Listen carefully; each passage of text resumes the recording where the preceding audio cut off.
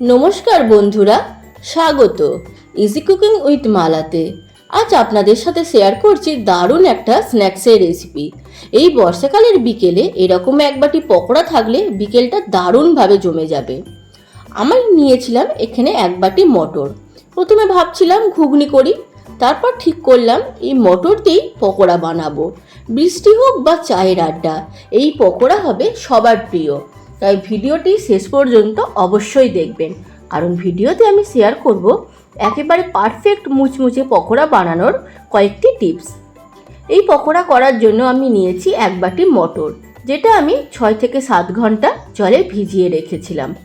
আর নিয়েছি 2 চামচ আতপ চাল। আতপ চালটাকেও ভিজিয়ে রেখেছিলাম আমি। এই দুটো উপকরণ মিক্সিতে দিয়ে খুব সামান্য জল দিয়ে আমি বেটে নিলাম। টিপ নাম্বার 1, মটরটা বাটার সময় জল খুব বুঝে দিতে হবে। এবার আমি দিচ্ছি পেঁয়াজ কুচি, ধনেপাতা, থেতো করা রসুন ও কাঁচা লঙ্কা, গ্রেট করা আদা, তারপর দিলাম 2 চামচ চাট মশলা, পরিমাণ মতো নুন দিয়ে ভালো করে মেখে নিলাম। আবারও টিপ নাম্বার 2, মটরটা এমনভাবে বাটতে হবে যেন দানাদার ভাবটা থাকে, এতে পকোড়া দারুণ মুচমুচে হবে। তেল গরম করে এক এক করে পকোড়াগুলো দিয়ে দিলাম। টিপ নাম্বার 3, তেল খুব গরম হলে এই পকোড়া ভালোভাবে সেদ্ধ হবে না। আবার তেল ঠান্ডা হলে পকোড়া তেল টেনে নেবে, তাই পকোড়াগুলি মাঝারি আঁচে ভাজতে হবে। বেশ লাল লাল করে ভেজে নিয়ে তেল থেকে তুলে নিলাম। ওপর থেকে আর একটু চাট মশলা ছড়িয়ে দিলাম।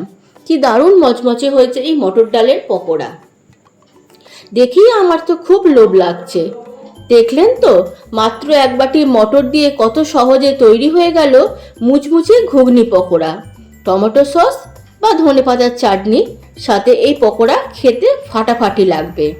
আজকে রান্নাটা ভালো লাগলে একটি লাইক, কমেন্ট ও শেয়ার করবেন এবং চ্যানেলটি সাবস্ক্রাইব করতে একদম ভুলবেন না। আপনাদের ভালোবাসায় আমাকে নতুন নতুন রেসিপি নিয়ে আসতে অনুপ্রাণিত করে। আবারও দেখা হবে নতুন একটা সহজ ও সুস্বাদু রেসিপি নিয়ে। সবাই খুব ভালো থাকবেন, আনন্দে থাকবেন। নমস্কার।